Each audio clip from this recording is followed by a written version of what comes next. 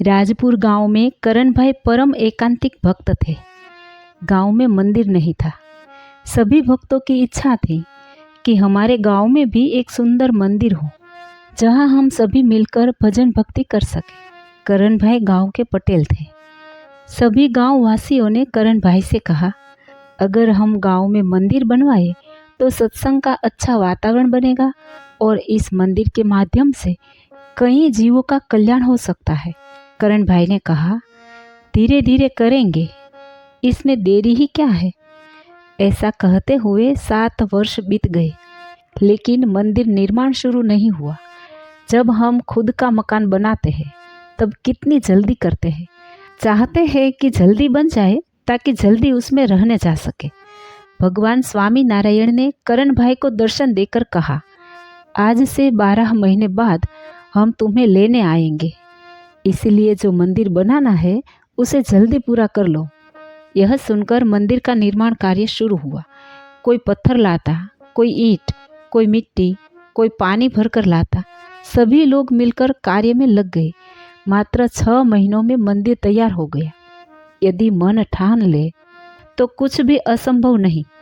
मंदिर में मूर्ति प्रतिष्ठा की गई। उसके बाद भक्तों की सभा में कहा गया कि आज से सभी हरिभक्त नियम ले कि प्रतिदिन मंदिर दर्शन के लिए आए, कथा कीर्तन और नियम चेष्टा करें, उत्सव मनाए, जिससे मंदिर की शोभा बनी रहे। इस मूर्ति में भगवान स्वामी नारायण साक्षात विराजमान है। इस भावना से दर्शन करेंगे तो आपकी सभी शुभ इच्छाएं भगवान पूरी करेंगे। 11 महीने बाद श्रीजी महाराज ने फिर करण भाई को दर्शन देकर कहा, भक्त तैयार रहना, 1 महीने बाद हम तुम्हें अक्षरधाम में ले जाएंगे। करण भाई बोले, मैं तैयार हूँ महाराज, अब अक्षरधाम जाने में केवल 1 दिन बाकी रहा। तब करण भाई ने अपनी पत्नी से कहा कि कल श्रीजी महाराज मुझे धाम में ले जाने के लिए पधारेंगे।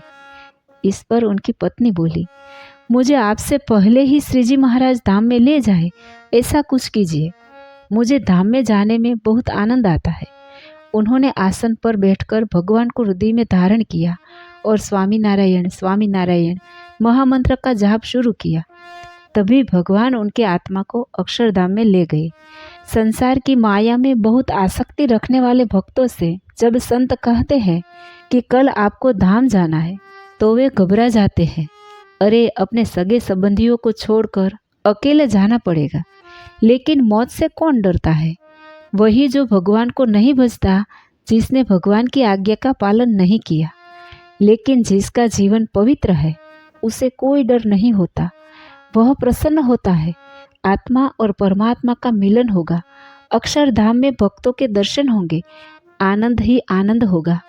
यदि धाम जाने योग्य जीवन जिया हो तो प्रसन्नता होती है।